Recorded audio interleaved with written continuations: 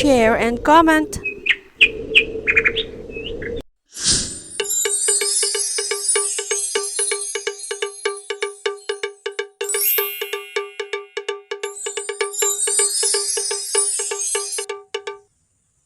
Bulaklak, ang ganda ng bulaklak, ang bango ng bulaklak, dulot sa atin ay galak.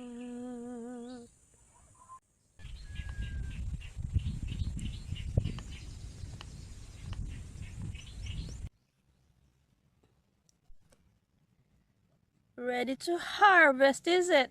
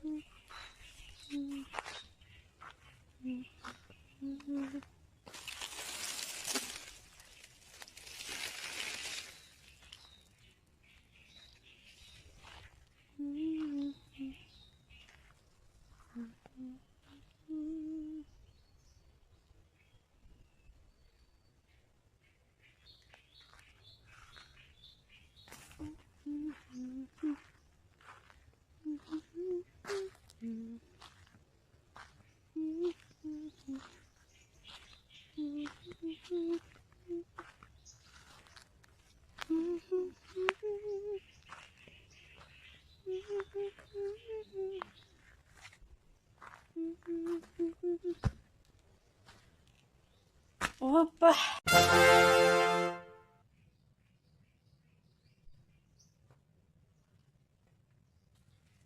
It's finished! This is a temporary cover dahil hindi pa po nagagawa ang ating pintuan. And that's our solar in there. Ayan. What's inside? Ta-da!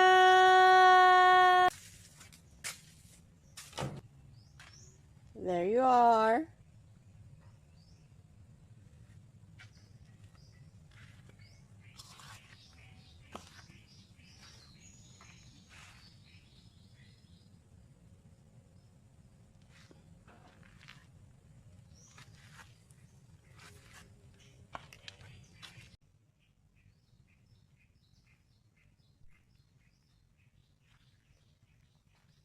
Newly bought bamboos. I paid this for 700, you know. And I was priced 800, but I said, "Oh, can you give me for 700?" And the guy said, "Okay." Yeah. Dito po tayo mangunguha ng part of the bathroom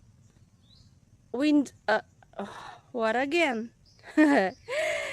Bathroom door.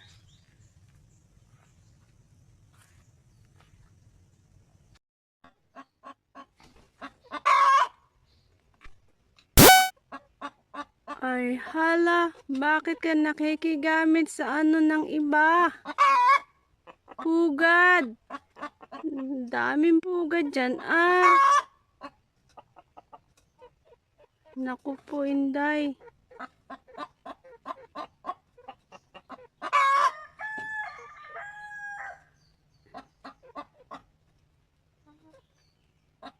Nangingitlog si mother hen. Alam niyo po, 16 na po ang itlog dyan. Halinhinan sila nung kanyang anak. Hay! Paghihiwalayin na lang daw po yan pag maglilimlim na. I wanted to show you the eggs. Nakakatuwa. Dati pa nga pangarap lang. Now it's happening. Okay, mangitlog ka ng marami. Para yung the rest is mine. 20. Hati kayo. The rest, kakainin ko. Pamprito, panglaga sa umaga.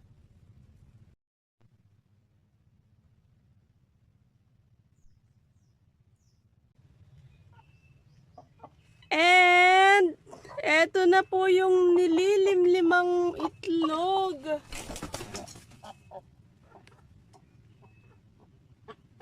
There.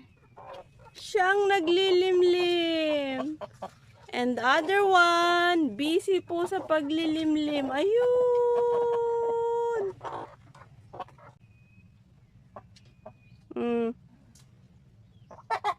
Going back to your nest? Go back.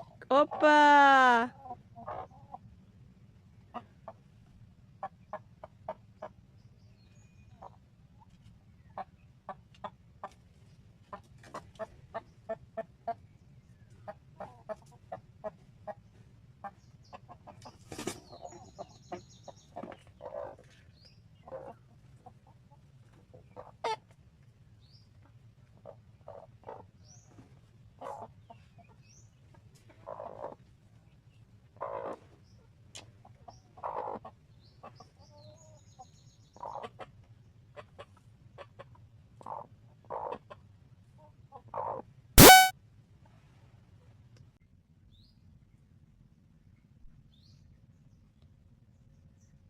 There are new chicks in the block, by the way. They call this here organic chicken.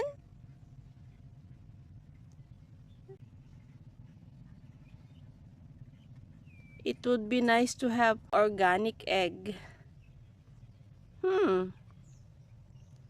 Akala ko po ang organic egg is yung native chicken, but it's not. Yan. Pwede po pala yan maglay ng egg. Unfertilized one, maski wala pong tandang. But I have one tandang in there.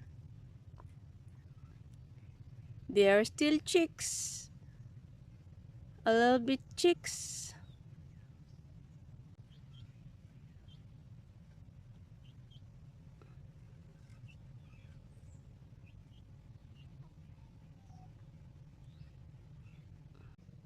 There's their food.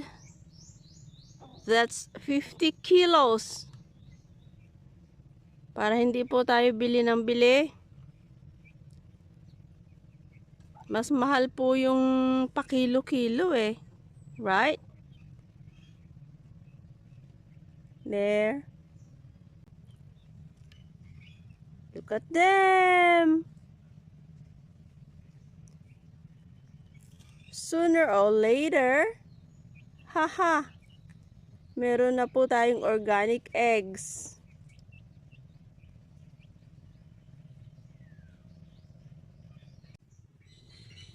That's my 45 days chicken pen actually. Pero hindi pa po tayo nakakapunta ng Gumaka to buy. So, it's a double purpose pen. Sa ibaba ay ang ating organic chicken. And one day soon, ang bahay ng 45 days chicken will be filled with 45 days chicken, of course. 45 days chicken chicks, yeah? I cleaned this. And tinaniman ko po ng kamuting kahoy. And I cut the trees na dinadaanan ng daga. Dahil kawawa naman po ang mga chicks kong isang araw is kakagatin sila ng daga, right? Whoopa, who's this? Yan, ang daming pangalan. Ang ipinangalan sa kanya ay Judas. Judas, see? Thank you so much for watching and see you on the next videos, yeah?